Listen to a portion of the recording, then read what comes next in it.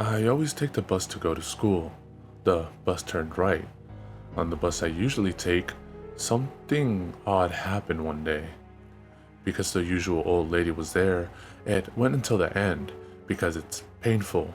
And it was alright until then, but a huge thing which was like a paper bag but not made out of paper was there, and something like a ball was there, and so many people wearing top hats were there too. Isn't that strange? Because it was just driving on a normal road. Still, the bus was driving normally for a long time, until it rounded a corner on the left and suddenly he slammed on the brakes. And because it literally screeched to a halt without warning, the people inside lost their balance and they nearly all fell. I was okay because I was seated. But the strangest thing happened just before I got to school. The bus usually drove past a large park, but they were doing some works on the road, so the bus had to make a detour and go to with a tunnel on the way. And just as the bus reached the middle of the tunnel, suddenly it rattled and stopped.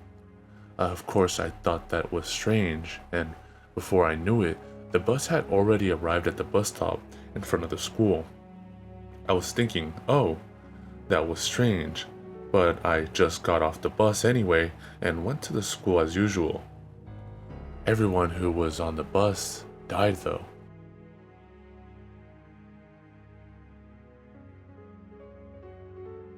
This is what my friend told me. He used to take a bus to go to school in Kanagawa and often saw this strange old woman on it. He couldn't put a finger on what it was that made him think she was strange. She didn't seem crazy or had a particularly unusual appearance. He could only say that she had a sinister air about her. Outwardly, the old woman might have been a widow from a respectable family. She looked stoic and aloof, and at the same time seemed like a person not of this world, said my friend. He wasn't the type to believe in the sixth sense, nor had he ever had any supernatural experience before, but every time he saw this old woman on the bus, he had an ominous feeling that something is going to happen, and he was overcome by an inexplicable fear. One winter day, he cut the bus to school as usual. Soon the old woman got on board too, and as soon as she was there, another passenger who had already been on the bus went over to speak to her. The person who spoke to the old woman was a man wearing a top hat, who would be best described as an elderly gentleman. He sat in a priority seat. Near to him stood two other men in their 40s wearing outfits similar to the old man and each carrying a large bag.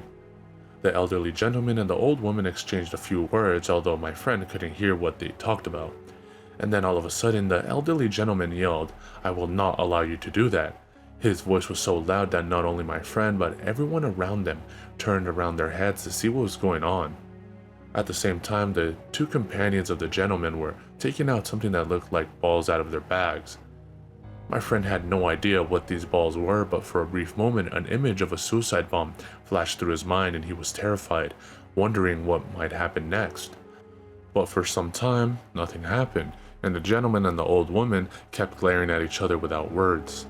An awkward silence followed, and my friend didn't remember for how many seconds or minutes they continued glaring at each other, but it all ended when suddenly the driver hit on the brakes and the bus came to an halt. The driver announced, "I'm sorry about the sudden stop. There's a road work ahead, so we will have to make a detour," and the bus went into a different road from the usual one. A while later, it went suddenly dark outside the window and my friend wondered, "Oh, are we in a tunnel?" And that was where his memory ended. The next thing he knew, he was lying on a bed in a hospital. Actually, what happened was that someone found my friend lying unconscious on a road and called an ambulance, and my friend was carried to the hospital. We don't know what happened to the other passengers. I looked through the next day's newspaper and tried to find out if there were any articles about the bus, but there were none. And that was the end of the whole matter. The reason I gave up my search so easily was that my friend, once he recovered his consciousness, seemed to have been left with slight brain damage, and it was hard to make sense of what he was saying. This episode 2 is a result of what I managed to piece together after listening to him patiently over 2 days. His words alone were just pure gibberish. My friend was released from the hospital soon after that, and in his own way, he tried to find out what happened, but he told me that no one took him seriously, even on the internet. After that, his condition got worse and worse, and finally, he passed away last summer. I talked about this with a friend at uni who was into occult stuff, and his guess was that the old woman was some kind of evil spirit, and the elderly gentleman a sort of exorcist, but I think that's thinking too much.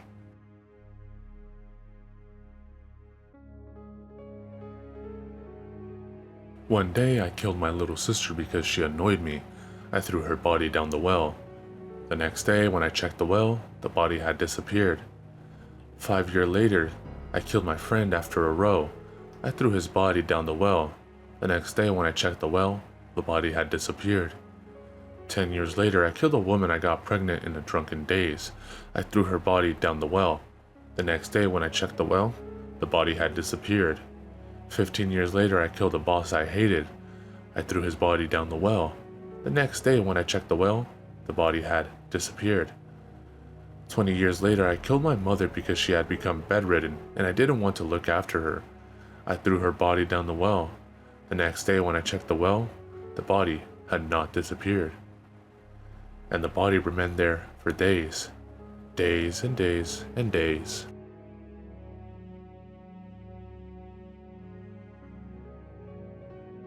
My dad was mad about McDonald's and he couldn't live without having something from McDonald's at least once a day. It was good for him, but not for the rest of the families who had to put up with him. We gradually started to avoid eating at McDonald's with him, and he showed obvious displeasure at our lack of enthusiasm. "Why don't you come? Don't you want to eat with me?" "No, Dad, we just don't want to eat at McDonald's." All of us, me, Mom, and sister, told him loud and clear. He spent the whole day looking depressed, but he was unrepentant. On one Sunday night, after finishing preparing for school, I turned off the light in my bedroom. My little sister was already fast asleep on top of the bunk bed. I quietly slid into the bottom bunk so as not to disturb my sister and closed my eyes. Sometime later, I heard the door of our bathroom open. I opened my eyes a crack to see who came in and saw Ronald McDonald standing there. Ronald seemed unaware that I was awake and walked stealthily to our bed. From what I saw through my half-closed eyes, and the noise being made, I could sense he was trying to wake up my sister. "Good night." Ha ha ha, ha ha ha ha. I heard Ronald's joyful laugh, followed by my sister's piercing scream and the violent shaking of the bed. Something shot out of the top bunk and hit the desk below. The desk tumbled over, and the stationery goods scattered all over the floor. "What are you doing there?" From the doorway, I heard my mom cry out in alarm. Ronald turned on the light. At that moment, I realized for the first time that the person impersonating as Ronald was my dad. And behind my dad, from underneath the desk that had turned over, I saw a bit of my sister's pink pajamas peeping out, around which a pool of blood was forming. The ambulance came. The paramedics looked at my dad with astonishment. My dad, in his excitement, punched one of them in the face. "You stay at home," my mom shouted, but my dad pushed her away and got into the ambulance with my sister.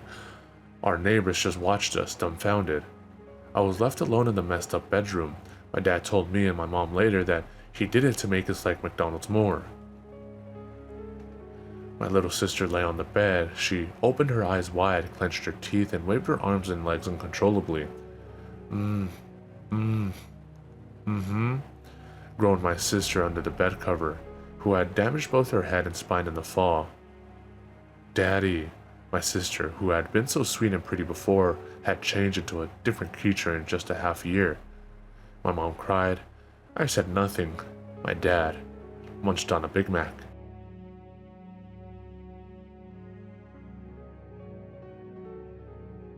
I heard this scary story from my old PE teacher at primary school. It happened in a small village in Gifu. Because of its small population, the houses were few and far between. There was at least 100 meters between each house.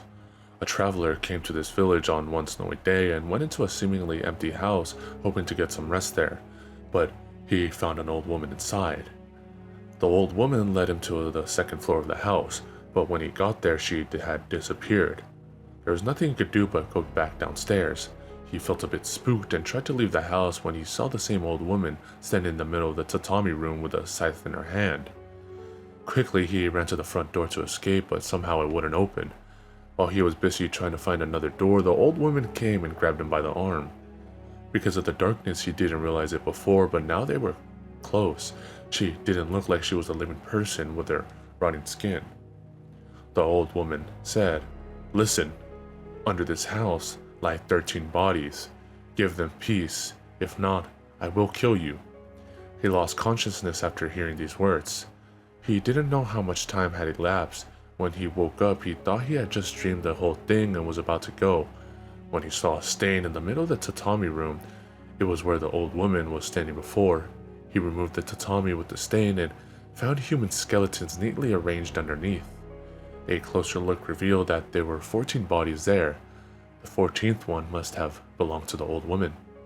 The terrified traveler rushed outside. Having told some villagers of what had happened, brought them back to the empty house. They saw the skeletons.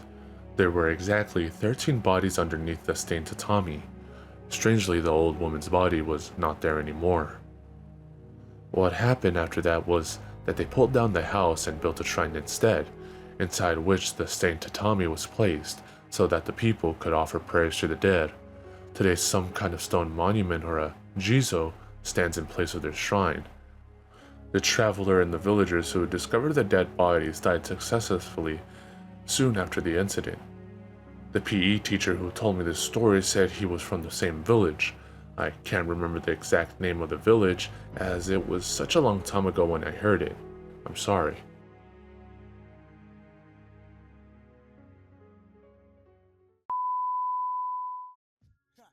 In this little shop of horrors, that's how we get down. Yeah, enter, the project's on the prairie, scary. Greet you at the gate with Bloody Marys. Blood, a rail full of blood.